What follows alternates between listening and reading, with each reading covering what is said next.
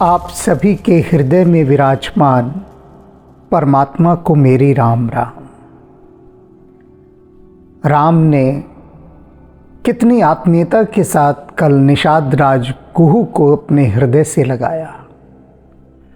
राम केवल भाव देखते हैं, प्रेम देखते हैं।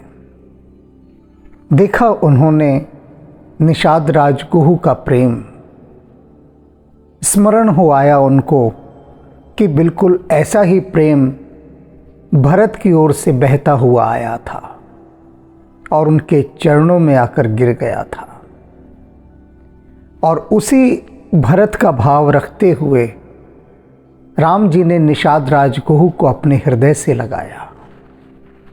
लियो हृदय लाई कृपा निधान सुजान। वे जो कृपा के निधान हैं प्रभु श्री राम, उन्होंने निषाद राज कुहू को अपने हृदय से लगा लिया। सुजान राय रमापति। और कैसे हैं प्रभु श्री राम? सुजानों के शिरोमणि। सुजान अर्थात समझदार, सयाने लोग, ज्ञानी लोग। उन ज्ञानियों के शिरोमणि हैं कमलापति, लक्ष्मीकांत, प्रभु श्री राम। उन्होंने निषाद राज कुहू को अपने हृदय से लगा लिया। अब कितनी ऊंची पदवी है प्रभु की, और निषाद राज कुहू को हृदय से कैसे लगा रहे हैं? जैसे कि उनका भाई हो। बैठार परम समीप बूझी कुशल। फिर निषाद राज को अपने पास बिठाया। ये सारी बातें जो अभी बता रहा हूँ, अपने पास नोट करते रहिए अलग अलग, कहीं पर भी हृदय में या कागज़ पेंसिल से नोट करते रहिए। लेकिन क्योंकि जब मैं इन सबको जोड़ूंगा ना, तब समझ में आएगा कि वास्तव में तुलसीदास जी कह क्या गए और हम समझ क्या गए। आज कहने और समझने का बहुत बड़ा फेर चलने वाला है, अंतराल, कि संत क्या कहते हैं, संतों की वाणी क्या कहती है और हम क्या समझते हैं। संत कह रहे हैं हिमालय की ऊंचाइयों से, और हम कहाँ से सुन रहे हैं? हम गहरे गड्ढे खाइयों से। तो बहुत फर्क है, क्योंकि हिमालय के उतुंग शिखरों पर बैठकर संत जो देख पा रहे हैं, वह घाटियों, खाइयों, गड्ढों में पड़ा, अंधकूपों में पड़ा जीव कैसे देख सकता है? तो उसे संतों की भाषा का ठीक ठीक अर्थ सूझता नहीं, समझ नहीं आता, क्योंकि समझ तो जीवात्मा को वही बात आएगी ना जितनी उसकी बुद्धि है। जो जो व्यक्ति जहाँ जहाँ जिस जिस स्थान पर जी रहा है, वह वहीं से ही समझेगा। अब कोई एक गहरे कुएं में जी रहा है, और कुआं भी कैसा? अंधकूप, अंधा कुआं। तो उस कुएं के मेंढक के समान उससे बाहर वह नहीं सोच सकता। कोई तालाब का मेंढक है, वह तालाब तक की बात सोच लेगा। कोई झील का है, कोई नदी का है। लेकिन जो सागर का है, वह तो बहुत गहरी बात सोच सकता है, दूर तक की सोच सकता है। तो आज जो प्रसंग चल रहा है, इस प्रसंग में ये बातें समझ में आएंगी जब मैं समझाऊंगा। इसलिए मैं नोट करवा रहा हूँ कि संतों की वाणी कितने उच्च शिखर से आती है और हम उन्हें कितने निम्न तल से समझते हैं। बस ये भेद रह जाता है, और इसीलिए बहुत बार विवाद खड़ा होता है संतों की वाणी पर। लोग जाने क्या क्या कहते हैं। जैसे तुलसीदास जी पर कितने लोगों ने कहा कि ये नारी को पीटने की बात करते हैं, ढोल गवार शूद्र पशु नारी। तो उसकी व्याख्या करके फिर मैंने समझाया कि वास्तव में वे क्या कह रहे हैं और हम समझ क्या रहे हैं।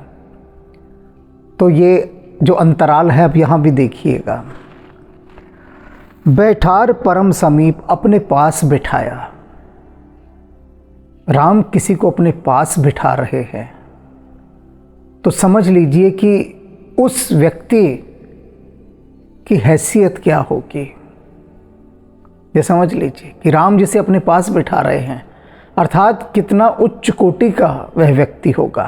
उसकी कोटि, उसकी श्रेणी, उसकी कैटेगरी, वो इसी बात से समझ लीजिए कि राम जी ने अपने पास बैठाया। बूझ कुशल, और फिर कुशल मंगल पूछा कि बताओ निषाद राज कैसे हो, सब ठीक ठाक तो है। अब प्रभु की यह वाणी सुनकर सोकर विनती निषाद राज गुहु विनती करते हैं, हाथ जोड़ दी और क्या विनती करते हैं। अब कुशल पद पंकज बिलोकी बिरंच शंकर सेव्य जे।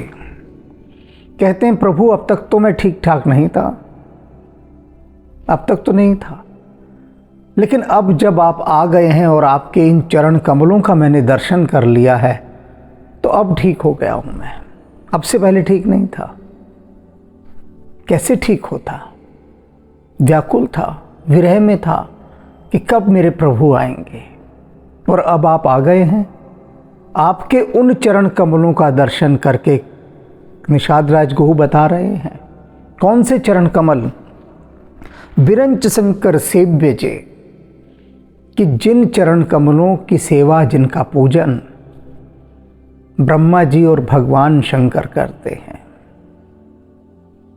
इसके बाद कहने को कुछ बचता नहीं। सोचिए कि जिनके चरण कमलों का पूजन ब्रह्मा जी और भगवान शिव कर रहे हों, वे कौन होंगे?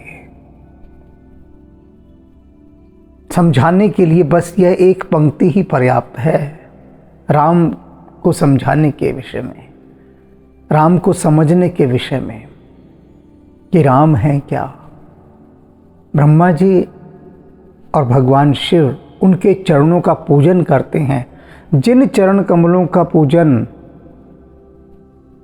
ब्रह्मा और शिव करते हैं, हे राम जी, उनके दर्शन करके मैं अब ठीक हो गया हूँ।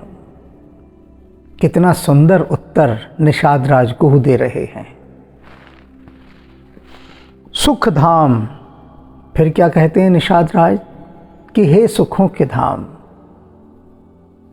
अर्थात निषाद राज गुहु अभी तक दुखी थे, राम के दर्शन करते ही सुखी हो गए।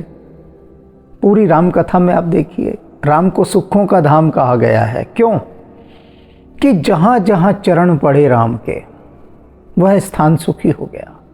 जहाँ भी चले गए, जिसके पास भी चले गए, जिसको दर्शन दे दिया, उसके जीवन में चाहे कितने कष्ट रहे हों, कितने भी दुख रहे हों, वह अपने सारे गमों को भूलकर, दुखों को भूलकर, पीड़ाओं को, व्यथाओं को, वेदनाओं को, कष्टों को, सब को भूलकर एकदम सुखी हो जाता है।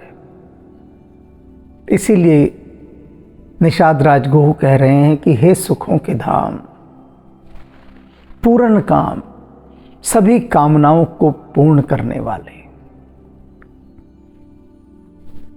पूरी राम कथा इस बात का प्रमाण है, पूरी राम कथा, कि राम पूर्ण काम है, सबके कामों को पूरा करने वाले हैं,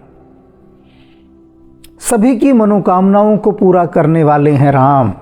पूर्ण काम, उदाहरण के द्वारा समझाता हूं कि कई की मनोकामना पूरी की ना। एक वर्ग कहता है कि केकई थोड़ी ना, ये तो राम की शत्रु है, ये तो कुमाता है। राम ऐसा कहीं कुछ नहीं कहते। केकई की मनोकामना पूर्ण की, भरत को राजा बनाया, स्वयं वनवास को गए। दशरथ की मनोकामना पूरी की। क्या मनोकामना? दशरथ की यह मनोकामना नहीं थी कि भरत को अयोध्या का राज मिले और राम को वनवास मिले। यदि यह सब दशरथ के मन में होता तो दशरथ राम की राज्याभिषेक की घोषणा ही क्यों करते। वे पहले दिन ही कह देते कि राम भैया रे तुम तो जाओ वन को और मैं भरत को राजकाज सौंपूंगा। लेकिन वे तो रातों रात राम का राज्याभिषेक करने की तैयारी कर चुके हैं। जल्दी में है बहुत कि तत्काल राम राजा बन जाएं। और दशरथ की फिर क्या मनोकामना पूरी की राम ने। दशरथ की एक ही इच्छा थी कि उनके प्राण चले जाएं पर उनका वचन न जाए। ये जो रघुकुल की रीत है ना, ये रीत बिसर न जाए, यह रीत भंग न हो जाए, यह टूट न जाए। लेकिन टूटने के तो वह कगार पर आ गई कि कई कह रही है राम को 14 वर्ष के लिए भेजो। कैसे भेजो, कैसे भेज दे दशरथ, कैसे भेज दें। माना वे राजा हैं लेकिन पिता भी हैं।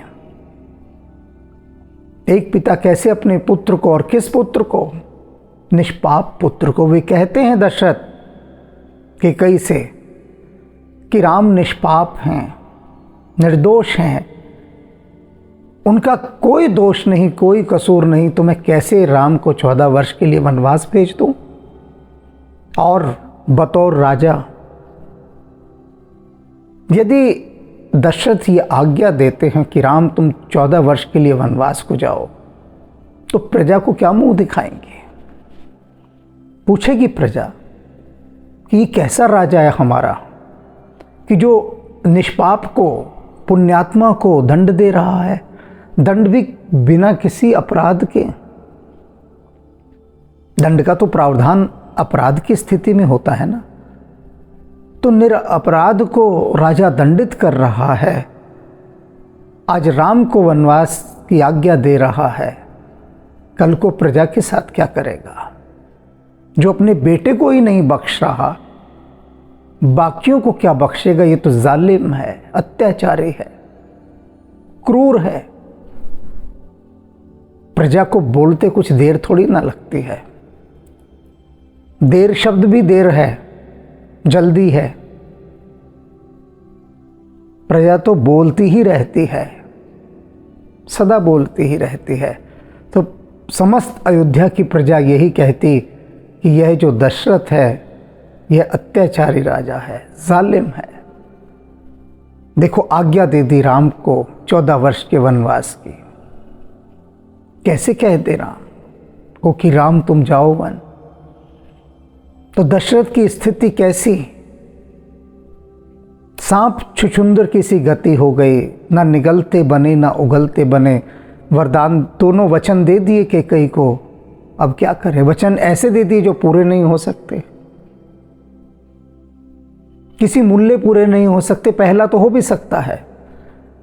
दशरथ कहते हैं कैकेयी से कि सुन, मुझे कोई फर्क नहीं पड़ता कि मैं राम को राजा बनाऊं या भरत को, दोनों ही मेरे बेटे हैं। मैं खुशी खुशी भरत को राजा बना दूंगा। और इस बात की भी मैं गवाही लेता हूं, साक्षी हूं, गारंटी है मेरी कि राम कुछ नहीं बोलेगा, क्योंकि राम को राज का लोभ नहीं है। एक बार भी राम यह नहीं कहेगा कि कल सुबह तो आप मेरा राज्याभिषेक कर रहे हैं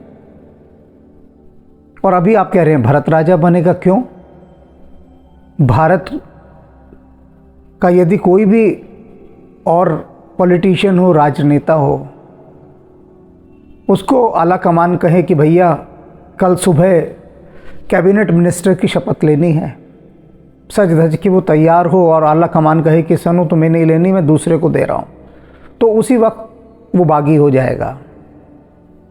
कल तक जिनकी स्तुति करता था, पूजा करता था, जिनकी शान में कसीदे पढ़ता था आला कमान की, उन्हीं को तत्काल दुर्वचन कहने लग जाएगा। तत्काल।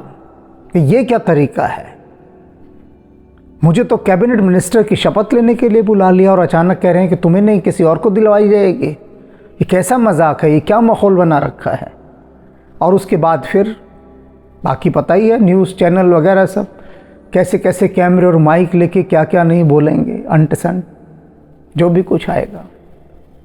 दशरथ कहते हैं राम कुछ नहीं बोलेगा, और ये शास्त्रों के विधान से भी गलत नहीं है कि यदि मैं भरत को राजा बनाऊं, मैं राजा हूं, मेरी इच्छा है, मैं किसी को भी बना सकता हूं, मेरे पास अधिकार है, और फिर दोनों ही मेरे पुत्र हैं, तो कोई भेद दृष्टि रही नहीं। किसी बाहर वाले को तो इलाके में बिठा नहीं रहा कि कोई आउटसाइडर आ रहा है, अपने ही बेटे को बिठा रहा हो तो ठीक है। लेकिन कैकेयी जो दूसरा वर है ना, कि राम को 14 वर्ष का वनवास, इसे तू वापस ले ले, इसके बदले कुछ और ले ले, कैकेयी नहीं मानती। अब पूर्ण काम कैसे हो दशरथ, उनकी मनोकामना कैसे पूरी हो। राम अपने पिता का धर्म संकट समझते हैं, जानते हैं, राम जानते हैं कि दशरथ कभी नहीं कहेंगे। कैकेयी स्वयं कहती है दशरथ से कि मैं जानती हूं अच्छी तरह से कि तू राम के प्रेम में, उसके मोह में कैसा अंधा हुआ पड़ा है।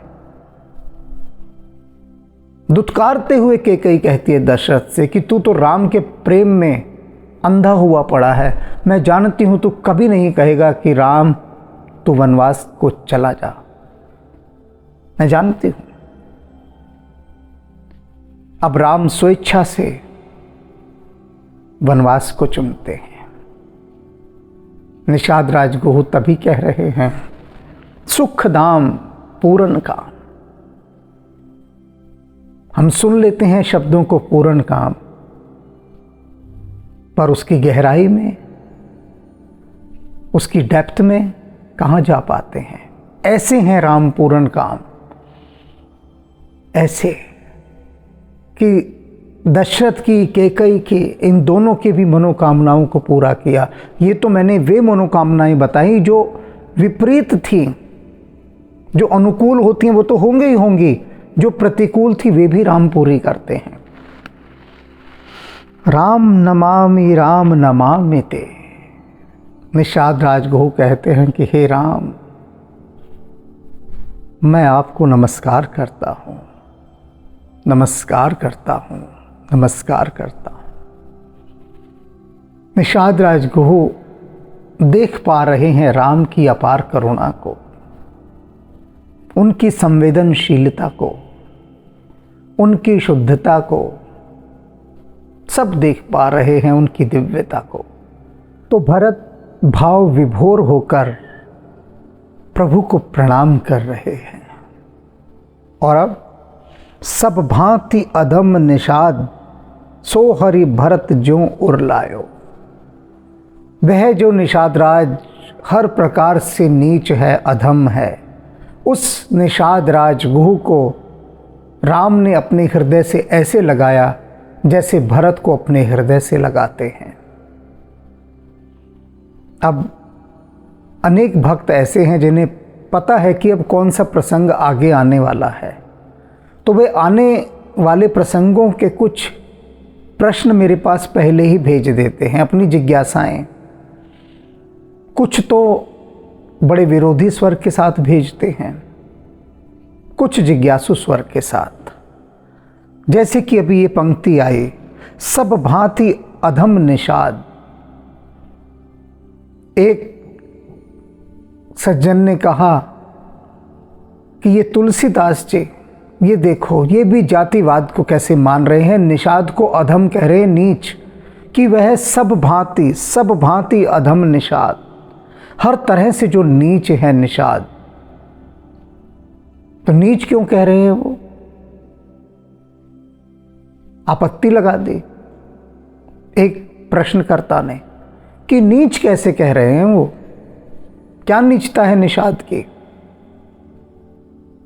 अब दूसरा प्रश्नकर्ता देखिए, एक ने तो किस स्टाइल क्या है उसका, स्टाइल यानी शैली पूछने की, कि ये तुलसीदास ही नीच है जो निषाद राजगुह को नीच बता रहा है। कह रहे सब भांति नीच, ये ऐसा लिख कैसे दिया तुलसीदास ने। तो एक सज्जन की तो प्रश्न पूछने की ऐसी शैली, और दूसरे क्या कह रहे हैं, दूसरे की जिज्ञासु वाली शैली है। वे पूछ रहे हैं कि यहां पर निषाद राजगुरु को कहा गया है कि सब भांति अधम, हर प्रकार से नीच जो निषाद है उसको प्रभु राम अपने हृदय से भरत के समान गले लगा रहे हैं। तो यहाँ जो अधम शब्द उन्होंने निषाद राज के लिए किया इस्तेमाल, उस पर आप हमारा ज्ञानवर्धन कीजिए।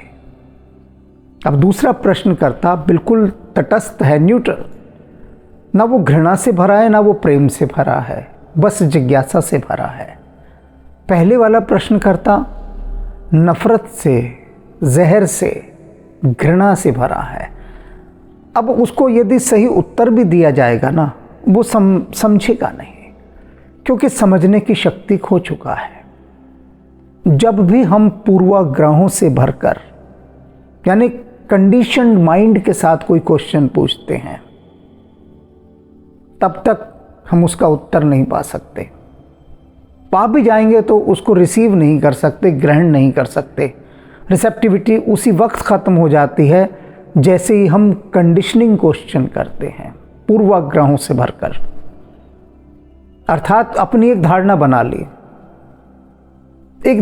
ली, अब फिर प्रश्न करते हैं। जैसे कि कहा जाए कि मैं तो भगवान को नहीं मानता, आप बताइए भगवान है या नहीं है। अब दूसरा लाख बता ले, करोड़ बता ले, कितनी बार बता ले, लेकिन जिसने प्रश्न पूछा है वह कभी मानेगा ही नहीं, क्योंकि उसने पहले ही कह दिया कि मैं तो भगवान को नहीं मानता। अब आप बताइए भगवान है तो साबित कीजिए। तो वो कैसे साबित करे? उसने तो अपनी पहली ही धारणा बता दी ना कि मैं तो मानता ही नहीं। अब वह कुछ भी बताएगा तो वह जो न मानने वाला है भगवान को, वो सिर्फ एक के बाद एक अपने कुतर्क देगा, कुछ तर्क देगा, कुछ कुतर्क देगा, और अपनी जिद पर अड़ा रहेगा कि मैं तो मानता ही नहीं भगवान को, अब तू कितना समझा ले मुझे। तो जब भी हमारे प्रश्न की भाषा ऐसी होगी कि जो हमारे कंडीशनिंग माइंड से, पूर्वाग्रही मन से परिचालित होगी, तब तक हम उत्तर नहीं पा सकेंगे। लेकिन आज यहाँ उत्तर पाना है। यहाँ पर बहुत बड़ा व्यंग्य किया है तुलसीदास जी ने, बहुत बड़ा, कि एक वर्ग ऐसा जो छुआछूत को मानता है, किसी को नीच मानता है जाति के आधार पर, उन लोगों पर यहाँ व्यंग्य है। क्या कहते हैं? सब भांति अधम निषाद, वह जो निषाद हर प्रकार से नीच है, अधम है, भगवान ने उसे भरत के समान हृदय से लगाया। भरत से प्रिय राम को कोई भी नहीं है। और जिस शैली में भरत चित्रकूट में राम के चरणों में आकर गिरे थे, एग्जैक्ट वही, ज्यों का त्यों वही विरह, वही मुद्रा, वही भाव, वही प्रेम, उसी के साथ निषाद राजगुरु भी प्रभु के चरणों में गिरे हैं। दोनों का एक्ट एक जैसा है, दोनों की क्रिया एक जैसी है, तो राम की प्रतिक्रिया भी वैसी है। जैसे राम ने उस समय भरत को उठाकर अपने हृदय से लगाया था, ठीक इसी प्रकार निषाद राजगुरु को भी उठाकर अपने हृदय से लगा लिया। अब एक वह वर्ग जो ये कहता है कि ये निषाद तो नीच होते हैं, इनको छूना भी नहीं चाहिए। उदाहरण के लिए दो मित्र खड़े बात कर रहे हैं उस समय में, राम के काल में, या दो वर्ग, ये दोनों वर्ग दो मित्रों के रूप में मैं ले रहा हूं। पहला मित्र कहता है कि अरे ये निषाद पास से निकल जाए ना तो भी स्नान करना चाहिए, इन्हें छूना भी नहीं चाहिए, ये नीच जाति के लोग हैं। तो दूसरा क्या कहता है कि अच्छा ये नीच हैं, तो राम ने भरत की तरह हृदय से क्यों लगा लिया? तुझे शर्म नहीं आती है कहते हुए कि तू निषाद को नीच कह रहा है? अरे ये नीच होते तो प्रभु क्या उनको अपने हृदय से लगाते? अर्थात जब राम हृदय से लगा रहे हैं निषाद को, तो इसका अर्थ है कि निषाद नीच नहीं है, उच्च हैं, और इतने उच्च हैं कि प्रभु हृदय से लगा रहे हैं, अपने पास बिठा रहे हैं, तो जरा होश में आकर बात कर, होश में आकर।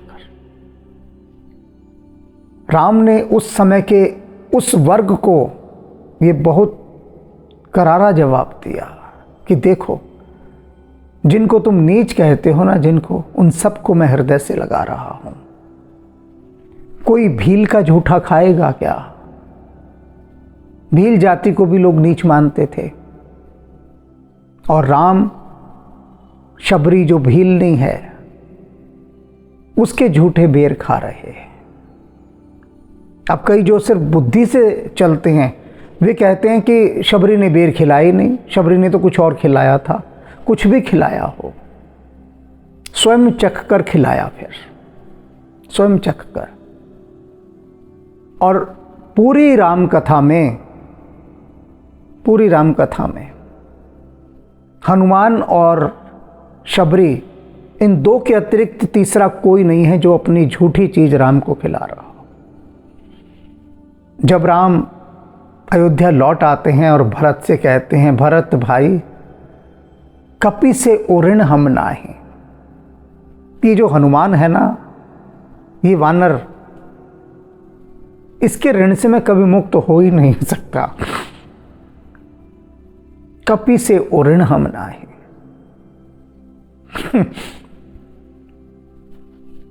कितना भी मैं दे दूं हनुमान को, कितना भी दे दूं,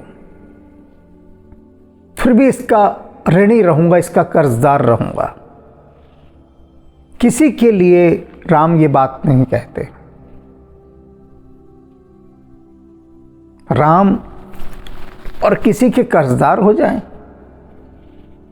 वे जो सबको देते दाता हैं, सबको दे रहे हैं, वे किसी के कर्जदार हो जाएं। लेकिन वे कहते हैं कि मैं हनुमान का कर्जदार हूं। भरत भाई, कपि से ओऋण हम नाहि। ऐठो खाओ अछूत खुआवत, हाथ धोवत तक माही। कहते ये हमें भरत खाना खिलाता था, जब हम इसके साथ रहे जितने समय, हाथ वाथ कुछ भी नहीं धोता था। ऐठो खाओ अछूत खुआवत, हाथ धोवत तक नाहि। हाथ वाथ कुछ नहीं धोने, अपना भी झूठा खिला देना। देखता ही नहीं था क्या कर रहा है क्या नहीं, इसे होश ही नहीं रहता था। अपना ही झूठा खिला दिया, हाथ भी नहीं धोए। और प्रभु उन हनुमान के लिए कह रहे हैं, कपि से ओऋण हम नाहि। वानर जाति, हनुमान जी तो स्वयं कहते हैं कि हम तो भैया उस जाति से हैं कि हमारी कोई शक्ल देख लेना तो डर के मारे भाग जाता है। डर के मारे कि अरे बंदर आ गया, भागो भागो, बंदर आ गया। कहते हमें तो लोग छूना तो दूर, हमें तो शक्ल देखते ही भाग जाते हैं। सीता जी से कहते हैं हनुमान जी, जब अशोक वाटिका में गए थे, तो वे जातियां जिनको लोग छूने से भी परहेज करते थे, उन्हें राम हृदय से लगा रहे हैं। कितना क्रांतिकारी संदेश दे रहे हैं पूरे संसार को। ये व्यंग्य है यहाँ पर उन लोगों के लिए जो कहते हैं कि ये सब भांति अधम है। तुलसीदास नहीं कह रहे अधम, तुलसीदास नहीं कह रहे। ये शब्दों की जो शक्तियां हैं, शब्दों की जो बारीकियां हैं, सूक्ष्मता है, उन्हें समझना होगा। मति मंद तुलसीदास सो, प्रभु मोह बस बिसराइयो। अब एक और गहरी बात आ गई। तुलसीदास जी अपने आप को कह रहे हैं कि मति मंद तुलसीदास, अरे ओ अभागे, ओ मंद बुद्धि तुलसीदास, तू देख कैसा है। अपने आप से कह रहे हैं कि मंद बुद्धि तुलसीदास, देख ले तू कैसा है।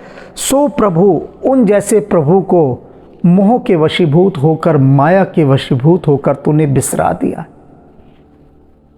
तुलसीदास जी अपने लिए कह रहे हैं। अगर यहाँ आप लोगों के लिए लिखते ना कि ये जो संसार के लोग, देखो तुम कैसे हो, तुम मंदबुद्धि लोग हो, कम अक्ल लोग हो कि तुमने राम जी को बिसरा दिया है, तो लोग फाड़ फूड़ के फेंक देते रामचरितमानस को। कि हम नहीं पढ़ेंगे इसे, ये आदमी तो हमें मंदबुद्धि कह रहा है, दुनिया नाराज हो जाती। तुलसीदास जी ने अपने लिए कहा है, कहे वो हम सब के लिए रहे हैं। कहना तीनों सुनाना नूनू, पंजाबी की कहावत है कि सास को अगर कोई बात अपनी बहू को सुनानी है, कटाक्ष करना है, तो वो अपनी बेटी को सुनाती है। उद्देश्य सुनाने का किसका है कि बहू सुन ले, पर सीधे बहू को नहीं सुनाएगी, सुना दे तो बहू खाट खड़ी कर देगी। तो अपनी बेटी को सुनाती है, ताने मारती है बेटी को, पर मार वो बहू के लिए रही है ताने। तो यहाँ पर तुलसीदास जी ताना तो हम लोगों को दे रहे हैं कि तुम ऐसे मंदबुद्धि और अभागे लोग हो कि माया के वशीभूत होकर राम को बिसराए हुए हो। लेकिन बहुत ही सुसंस्कृत हैं, संस्कारी हैं तुलसीदास जी, इसलिए अपने ऊपर सब बुराइयां ओढ़ रहे हैं। अब बताइए, तुलसीदास जी जैसा व्यक्ति, क्या उसने राम को बिसरा दिया है? जब वे अपने लिए कह रहे हैं कि मैं ऐसा मतिमंद कि मैंने राम को बिसरा दिया है, तो हम अपने को क्या कहें? वे जो हर समय राम के नाम में ही डूबे रहते हैं तुलसीदास जी, वे अपने को धिक्कार रहे हैं कि मैंने राम को बिसरा दिया है। तो जब तुलसी ने बिसरा दिया है तो फिर याद कौन कर सकता है? और हम छाती ठोक ठोक की दावा करते हैं कि इतनी बार राम स्तोत्र पढ़ा, इतनी बार राम राम का नाम लिखा, देखो कॉपियाँ भरी हुई हैं, 1 करोड़ बार लिखा है राम का नाम, कोई छोटी मोटी बात नहीं है। राम नाम के बैंक में हमारे पोथे पड़े हैं, और हम कहते हैं हमने राम को बिसराया नहीं, हम कहते हैं। और तुलसीदास जी कह रहे हैं मैंने बिसरा दिया है, जो हर समय राम के नाम में है। मति मंद तुलसीदास सो प्रभु मोह बस बिसराइयो, यह राम नार चरित्र पावन राम पद रति पद सदा। कि राम के चरण कमलों में यदि प्रीति पैदा करनी है तो वे जो राम रावण के शत्रु हैं, जिन्होंने रावण को मार डाला था, उन राम की कथा को सुनना चाहिए, उसका श्रवण करना चाहिए। क्योंकि राम कथा के श्रवण से ही राम के चरणों में प्रीति पैदा होगी, अन्यथा नहीं हो सकती। क्योंकि राम कथा के माध्यम से हम जानेंगे राम की दिव्यता को, राम के पावन रूप को। तब हमें पता लगेगा कि माधो हम ऐसे तो ऐसा, कि हम कैसे हैं और ठाकुर जी कैसे हैं। कामादिहर, कैसी है ये राम कथा, ये राम का चरित्र कैसा है? कामादिहर, काम इत्यादि मनोविकारों को हरने वाला है। विज्ञान कर, विज्ञान को उत्पन्न करने वाला है। अब विज्ञान को समझिए, यहाँ पर विज्ञान को देने वाला क्या है? विज्ञान का अर्थ होता है ब्रह्म ज्ञान, विशेष ज्ञान। विज्ञान शब्द कैसे बना है? तोड़ दो जरा, वी और ज्ञान। वी क्या है? वी शॉर्ट फॉर्म है विशेष की, विशेष ज्ञान यानी विज्ञान। विज्ञान की भी 2 शाखाएं हैं, वह भी बताता हूँ। सबसे पहले विज्ञान शब्द से पहले हम पीछे की यात्रा करेंगे। तुलसीदास जी कह रहे हैं कि ये जो राम कथा है यह विज्ञान को उत्पन्न करने वाली है। अब इसको अर्थ समझना है। सबसे पहले आता है अज्ञान। अज्ञान माने हम कुछ नहीं जानते, कुछ भी नहीं जानते। उसके बाद ज्ञान आया, जो आदिकाल का मानव था, स्टोन एज का, उसे कहाँ ज्ञान था कि आग जलानी है, फसल उगानी है, खेती बाड़ी कुछ भी नहीं जानता था करना। वो तो भटकता रहता था बस पशुओं की तरह, तो अज्ञान में जी रहा था। फिर अज्ञान के बाद उसके पास ज्ञान आया, आग जलानी सीखी, खेती करना सीखा, संगठन में रहना सीखा, समाज में रहना सीखा, ज्ञान आया। अज्ञान, ज्ञान, फिर आया विज्ञान। अब विज्ञान भी 2 प्रकार का, एक भीतरी विज्ञान होता है, एक बाहरी विज्ञान। जो बाहरी विज्ञान है उसके अंदर आविष्कार होते हैं साधनों के, जैसे कि रेलगाड़ी बनी, हवाई जहाज बना, रॉकेट बना, बहुत सारे वैज्ञानिक उपकरण बने। मनुष्य के जीवन को सुविधाजनक बनाने के लिए जो विशेष ज्ञान आया उसे विज्ञान कहा गया। फिर जिस प्रकार से मनुष्य के शरीर को अधिक से अधिक सुख देने के लिए, सुविधा देने के लिए, कंफर्ट लेवल बढ़ाने के लिए वैज्ञानिक आविष्कार हुए, यह एक विज्ञान। फिर अब एक दूसरा विज्ञान शुरू होता है कि मनुष्य के मन को बहुत अधिक कंफर्ट देने के लिए, सुविधा देने के लिए, सुख देने के लिए जो विज्ञान आया। अब मनुष्य के मन को सुख देने के लिए विज्ञान कौन सा है? ये हमारे शास्त्र, ये राम कथा, ये संतों की वाणियाँ, ये वह विज्ञान हैं जिनके माध्यम से मनुष्य अपने मन को सुखी करता है। तन को सुखी करना हो तो बढ़िया गाड़ी है, अच्छा घर है, हर तरह की टेक्नोलॉजी है। एक शब्द में समझा जाए तो साइंस की जो लेटेस्ट टेक्नोलॉजी हैं, जितनी हो रही हैं, वे सब क्या हैं? वे तन को सुखपूर्वक रखने की कलाएं हैं, विज्ञान है। और जो मन का विज्ञान है वह भी बता दिया।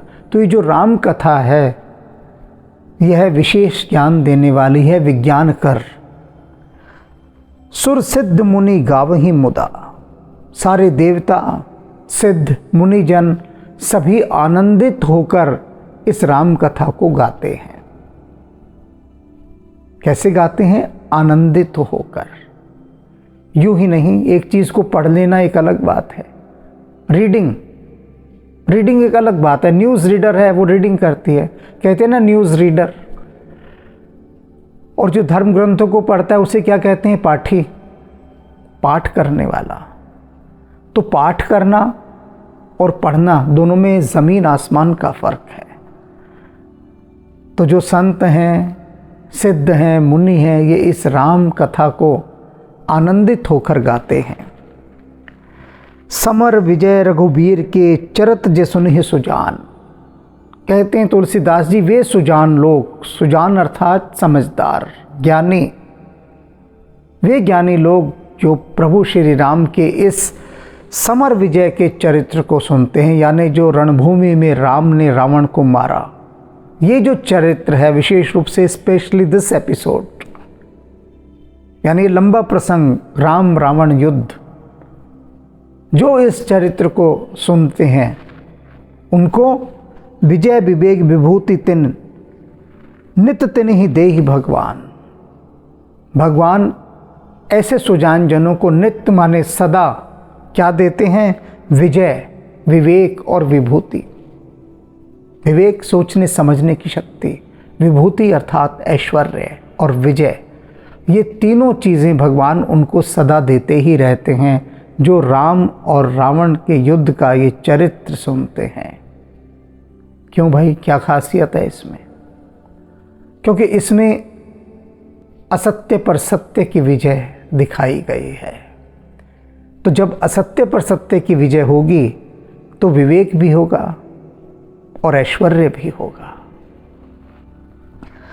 यह कलिकाल मलायतन मन कर देख विचार। तुलसीदास जी अपने मन से क्या कह रहे हैं कि ऐ मेरे मन, देख देख और देख कर विचार कर, विचार कर अच्छे से, सब चीज़ों को देख अपने चारों तरफ और फिर विचार कर। और जब तू विचार करेगा तो ये पाएगा, यह कलिकाल मलायतन, यह जो कलयुग है ये पापों का घर है, मल का घर है। ध्यान से तू देखता ही नहीं। एक घड़ी, एक क्षण रुक कर तू ध्यान से तो देख ले, देख कर विचार कर, तो तू पाएगा कि ये जो कलयुग है और कुछ नहीं है, सिर्फ पापों का घर है, पापों का घर। और जो भी इस घर में रह रहा है किसी न किसी प्रकार से पाप उसे लिप्त कर ही रहा है। ये तो काजल की कारी कोठरी, दाग लगे ही लगे। अनेक लोग कहते हैं हम ईमानदार रहना चाहते हैं, सच्चे रहना चाहते हैं, लेकिन सिस्टम हमें ईमानदार रहने नहीं देता। मजबूर होकर हमें सिस्टम में बेईमानी करनी पड़ती है, क्योंकि सिस्टम ऐसा है, आप ईमानदार होकर नहीं चल सकते। अनेक लोग ऐसा कहते हैं कि हम ईमानदार रहें तो कैसे रहें, सिस्टम नहीं रहने देता। तो वही बात तुलसीदास जी यहाँ कह रहे हैं कि मेरे मन तू देख ध्यान से, जो कलयुग है ये पापों का घर है, हर समय तुझे किसी न किसी पाप में घसीटने को तैयार ही बैठा है और घसीट लेता भी है। तब क्या करें? श्री रघुनाथ नाम तज नाहिन आन आधार, कि यदि तू इस बात को समझ जाएगा तो ये भी समझ जाएगा कि प्रभु श्री राम के नाम के अतिरिक्त, इस राम नाम के अतिरिक्त इस कलयुग से बचने का, इस पाप के घर से बचने का और कोई आधार नहीं है, कोई उपाय नहीं है, कोई रास्ता नहीं है। एक ही रास्ता है, राम का नाम। बस यह राम का नाम ही तुझे इन समस्त पापों से बचा सकता है, इस कलयुग से बचा सकता है। क्योंकि यदि तेरे हृदय में राम का नाम होगा तो फिर पाप वहाँ नहीं आ सकता, ये सिस्टम भी कुछ नहीं कर सकता। वे लोग जो कहते हैं कि सिस्टम मजबूर करता है हमें बेईमान बनने के लिए, यदि राम का नाम हृदय में पूरी तरह से समा जाए तब ये सिस्टम भी फेलियर हो जाता है। ये आपको मजबूर नहीं कर सकता बेईमान होने के लिए या पाप कमाने के लिए। तो इन्हीं गहरी रहस्यपूर्ण गूढ़ बातों के साथ आज लंका कांड संपन्न होता है और इसकी संपन्नता से हमें स्वयं को संपन्न करना है, अपने आभा मंडल को समृद्ध करना है, अपने ऑरा को रिच करना है। ये रिचनेस हमारी ऐश्वर्य, जिस विभूति की बात कर रहे हैं, कौन से रिचनेस है? अपने आभा मंडल की, पॉजिटिविटी के ऑरा को बढ़ाने की। तो राम कथा यही करती है, हमारे आभा मंडल को समृद्ध करती है। इसी समृद्धि की ओर हम सब राम के नाम को आधार बनाकर बढ़ते रहें, यही सभी संतों की वाणी रही है और यही हमारे लिए अनुकरणीय भी है, यही हमारे लिए वंदनीय भी है। राम राम राम राम राम राम। हरे राम रसम रसने पिबरे राम रसम पिबरे राम रसम। जनन मरण भय शोक विडूरम, जनन मरण भय शोक विडूरम, सकल शास्त्र निगमागम सारम, सकल शास्त्र निगमागम सारम, पिबरे राम रसम रसने पिबरे राम रसम।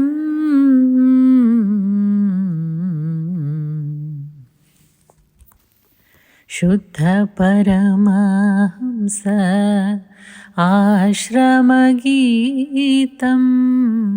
शुद्ध परमहंस आश्रमगीतं,